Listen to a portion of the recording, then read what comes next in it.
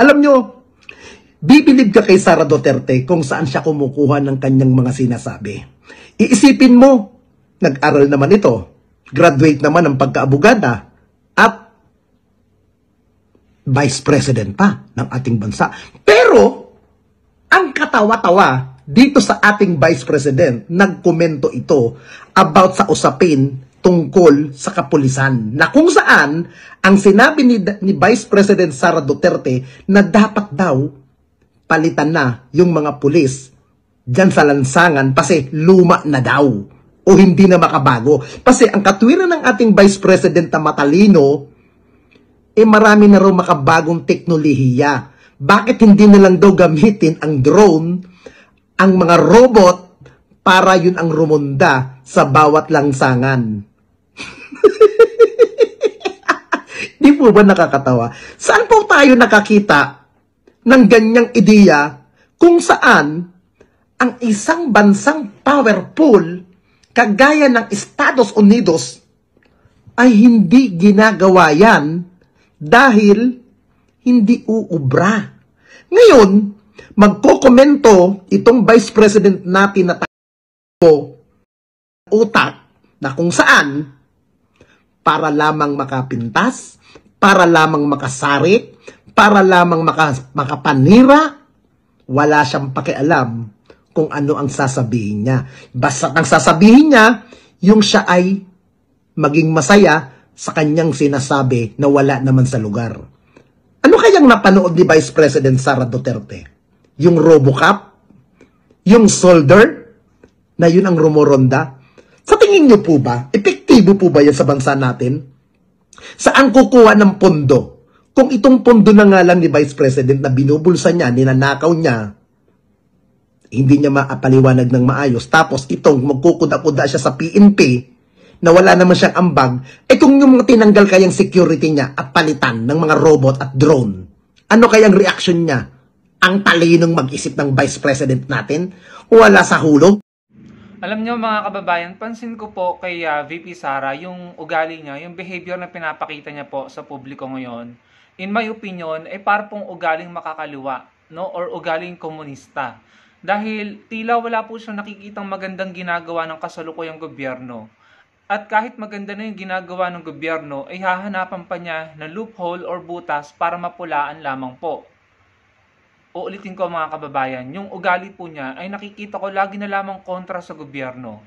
Kaya ngayon naisip ko, sila galit sa komunista o makakaliwa kapag sila yung nakaupo. Pero kapag sila ay hindi nakaupo, kapag ibang nasa posisyon, sila yung nagiging ugaling komunista or makakaliwa. Yun po yung aking naoobserbahan sa kanila. No? Yan po yung aking opinion.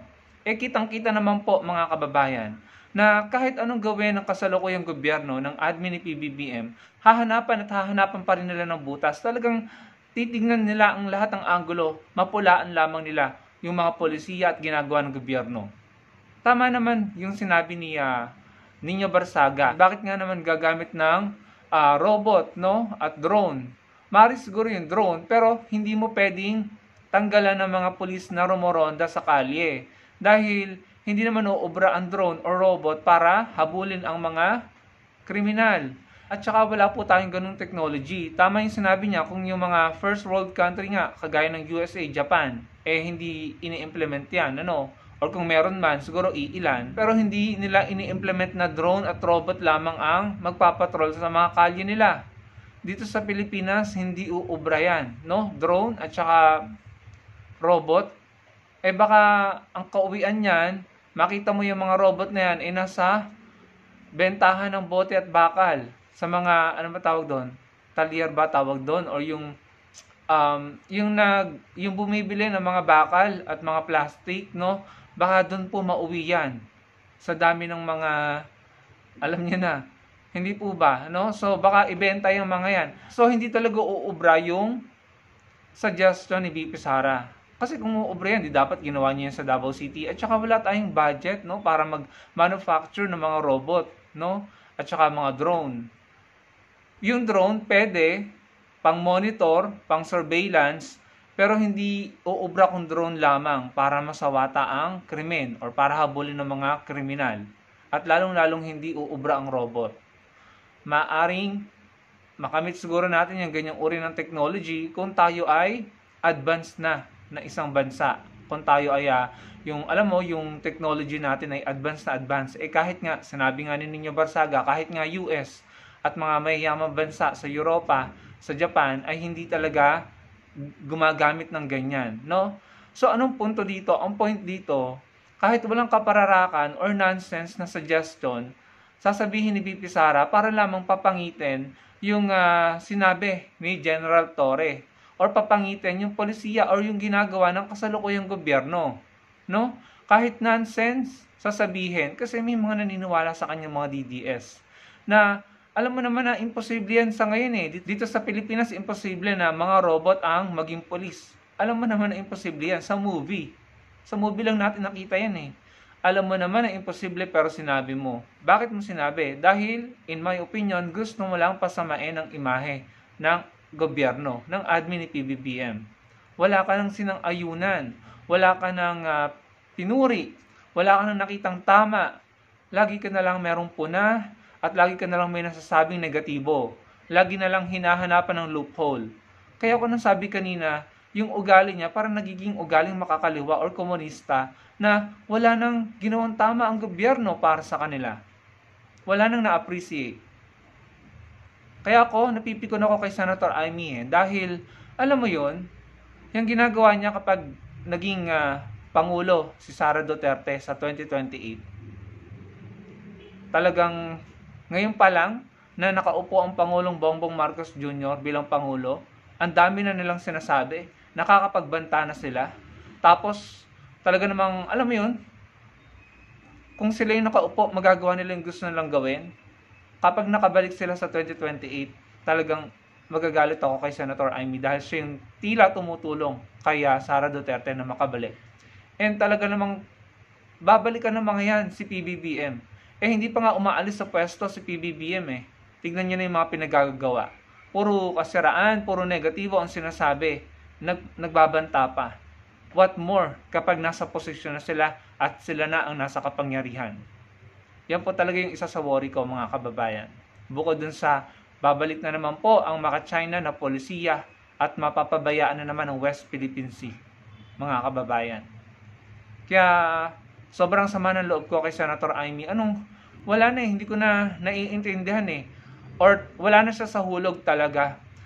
Siya pa yung magdadala nung report niya or ibibigay niya yung report niya dun sa Senate hearing nila patungkol sa pag-aaresto ni Duterte para madala sa ICC. Di ba nagpa-hearing si Senator Amy? Yung report niya, ibibigay pa niya kila Kaufman sa defense, no? Parang talagang tinutulungan niya. Ano ba yung goal niya? Di ba? Kaya ako yung worry ko, babalikan talaga nila si PBBM once na mag-step down ito. At bakit, di ba? Ginagawa lang naman ng Pangulo yung tamang due process, ini-implement lang niya. And nagtatrabaho siya, hindi siya nakikipag-away. Never ko siyang naringgan ng kahit anong pagganting salita sa kanila. Kung meron mang nasusukol sa kampo ng mga Duterte, no? Yun ay dahil din sa kanila. Sila yung mga gumawa ng mali at kasalanan at ngayon hinahabol na sila ng batas. Hindi yan kasalanan ni PBBM. At sa ginagawa ng Senator Amy na tinutulungan niya ang kampo ng mga Duterte, natatakot ako para kay PBBM once na bumaba na ito sa pwesto. Ngayon pa lang, wala nang nakikitang maganda ang kampo ng mga Duterte sa ginagawa ng Pangulo, ng admin niya. What more, no? Na kapag bumaba na ito sa pwesto.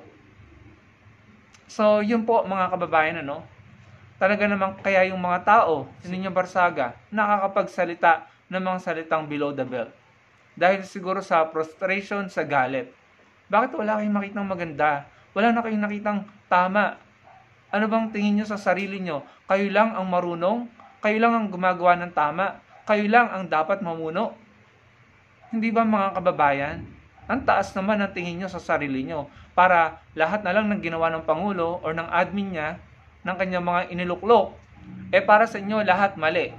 Hindi ba mga kababayan nakakaumay, nakakapanghina bilang isang Pilipino na naturingan pa siyang Vice President? Pati San Juanico Bridge, lahat, ang dami kung iisa-isahin natin. Nakakapanglumo bilang isang Pilipino imbis na tumutulong ka sa Pangulo. Ikaw pa yung talagang naghahanap ng mali at butas sa mga ginagawa niya. Kahit ginagawa naman ng tama. Mabuti pa nga po si Mayor Leni Robredo, mga kababayan, ano? Alam natin silang dalawa naging rival ni PBBM during election. Pero after election, tapos na lahat. Nagtrabaho na sila pareho. Tingnan niyo ito mga estudyante na ito. Yung mga estudyante na yan, sila yung hirap na hirap pumasok sa school. No? Ma-share ko lamang sa inyo. Hirap na hirap silang pumasok sa school na pinapasukan nila dahil ang layo ng lugar nila. Yung iba yata tumatawid pa ng ilog, talagang dadaan pa sa bundok. Sobrang layo, kilometro ang lalakarin. Pag maulan, maputik. Anong ginawa ni Mayor Leni Robredo after niyang matalo? Di ba nag-put up sila ng Angat Buhay NGO. And via Angat Buhay NGO, nagpagawa sila ng mga dormitoryo kung saan mamamalagi ang mga estudyanteng ito para hindi na sila napapagod araw-araw sa paglalakad dahil ang layo ng kanilang eskwelahan sa bahay nila. So pinagawan sila ng Angat Buhay nila Mayor Leni Robredo nung hindi pa siya mayor, nagpagawa ng dormitoryo doon mismo sa school, no, or malapit sa school ng mga estudyanteng ito. At doon sila tumira. Ilang taon ang nakalipas, ayan, graduate na sila. Nakagraduate sila at pwede na silang makatulong sa kanilang pamilya. Nakapag-aral sila ng matiwasay, safe, nakatapos, nakapokus sa pag-aaral. Hindi umuuwi ng gabi, hindi kailangan gumising ng maaga para maglakad ng malayo para lang makapasok sa eskwelahan. Hindi kailangan umuwi ng gabi para makabalik sa bahay dahil sa sobrang layo ng binabaybay o nilalakad. Hindi nag-aalala ang mga magulang dahil safe silang nakaka-uwi sa dormitoryo, nakakatulog ng maayos, mas mahaba ang panahon para makapag-aral. Eventually, nakagraduate. Kung ganun sana ang ginagawa ni VP Sara, no? Total, isa naman siya sa nanalo. Sana tumulong siya sa gobyerno kay PBBM. Para, dahil kung lahat tayo ganito yung ginagawa, panigurado kaunlaran ang matatamo ng bansa natin. Walang duda doon, kaunlaran, tagumpay, kung lahat nagtutulungan. Pero, ang masakit nito, maka-China na nga kayo, wala na kaming magagawa doon, ginagawa nyo pa ng intriga, fake news, kasinungalingan ang kasalukuyang pamumuno ni PBBM, ang admin niya. Hinahanapan nyo pa lahat ng butas ng mali na mahahanap nyo para lamang masabi sa mga tao na kayo yung magaling, na kayo yung tama. Sobra naman yan. Nakakaumay ang ganyang ugali, mga kababayan. Hindi yan nakakatulong sa Pilipinas at sa mga Pilipino. Kaya sana mga kababayan, kung ayaw nilang tumulong, tayo na lang magtulong-tulong. Gumawa tayo ng mga bagay na ikabubuti ng bansa natin. Small act when done collectively, malaking impact ito sa bansa natin. Yung simpleng pagbabayad ng tamang buwis, yung pagtangkilik ng sarili nating turismo or tourist destination, malaking tulong yan sa ekonomiya ng ating bansa. No? And yung mga LGU, kagaya nito, si Mayor Leni at saka yung isang mayor sa Cebu, hindi sila gagamit ng confidential fund. Wala na silang confidential fund para masigurado sa kanilang mga constituents na walang mapupuntang pera ng taong bayan sa katiwalian. No confidential fund, yung pondo gagamitin para sa kanilang mga nasasakupan, sa ikauunlad ng kanilang lugar. Bukod doon, ito si Mayor Leni Robredo, mass regularization para yung mga contractual at nag-e-endo ma-regularize na, magkaroon ng permanenteng pinagkukuhanan ng hanap buhay or trabaho. May permanenteng income na. Sana lahat ng LGU, Vico Soto, Mayor Magalong, si Isko Moreno nagpapakitang gilas din eh. Sayang sa Caloocan, si Senator Trillanes hindi po nanalo, no? Sana lahat ng LGU ganyan, makipagtulungan sa national government, sa Pangulo. Nakikita naman natin yung Pangulo nagtatrabaho. Ito tignan nyo. Sa agriculture, sa Gensan, sa tuna.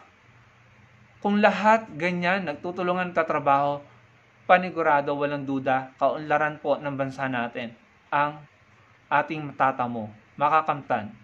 At yan ang ayaw ng China. Yan ang ayaw ng China dahil kapag umunlad ang ekonomiya ng Pilipinas, lalakas din po ang ating armed forces, hindi na sila makakapalag sa West Philippine Sea. Yan ang ayaw ng China at ng kanilang mga alipores na Pilipino dito sa Pilipinas. Kaya mga kababayan, lagi kong sinasabi sa inyo, bumoto ng tama at bumoto ng matalino.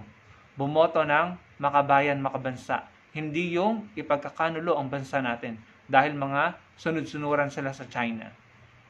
So, yan mga kababayan, nakakalungkot dahil ang mga DDS at ang kanilang mga sinusuportahan ay talaga namang wala nang nakitang magandang ginawa ang ating gobyerno. Nakakalungkot pero sa kabilang banda, naandito pa rin tayo at magsama-sama tayo para po sa bansa natin. Kahit sinong nakaupo, basta hindi maka-China, basta hindi konsentidor sa mga alipores, basta alam mo na may mga kumpare, kaibigan, na malalaman mo sila pala itong mga involved na sinasabing Lord of all Lord doon sa South, Kahit sinong Pangulo, handa ako, handa dapat tayong suportahan basta Pilipinas ang inuuna. At hindi bastos, hindi nagmumura, hindi ginagawang joke ang Pilipinas, hindi parang clown, mga kababayan. Para po sa bansa natin, magsama-sama po tayo. Pabayaan na natin silang walang pakialam sa kapakanan ng mga Pilipino at ng bansa na puro reklamo na lamang. Puro batikos ang ginagawa. Pabayaan na natin sila. Mas mamayagpag tayo na tumutulong sa gobyerno. Salamat po sa panonood. Sana po'y makapag-comment kayo at malike ng video natin at magkita-kita po tayo sa susunod kong video. Salamat po.